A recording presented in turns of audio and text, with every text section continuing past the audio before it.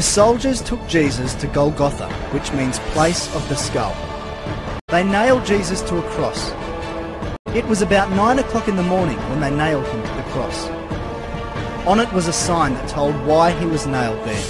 It read, "This is the King of the Jews." People who passed by said terrible things about Jesus. They shook their heads and shouted, "Ha! So you're the one who claimed you could tear down the temple and build it again in 3 days.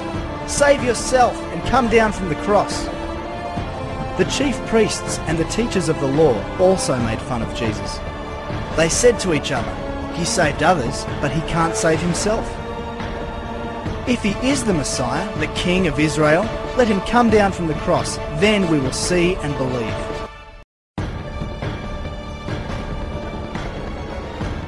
About noon, the sky turned dark and stayed that way until around 3 o'clock. Jesus shouted and then died. At once, the curtain in the temple tore in two from top to bottom. A Roman army officer was standing in front of Jesus. When the officer saw how Jesus died, he said, "This man really was the Son of God."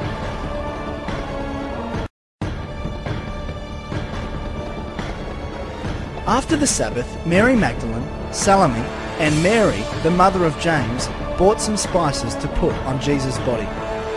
Very early on Sunday morning, just as the sun was coming up, they went to the tomb. On the way, they were asking each other, "Who will roll the stone away from the entrance for us?" But when they looked, they saw that the stone had already been rolled away, and it was a huge stone. The women went into the tomb, and on the right side they saw a young man in a white robe sitting there. They were alarmed. The man said, "Don't be alarmed. You are looking for Jesus from Nazareth, who was nailed to a cross. God has raised him to life, and he isn't here. You can see the place where they put his body. Now go and tell his disciples, especially Peter, that he will go ahead of you to Galilee. You will see him there, just as he told you."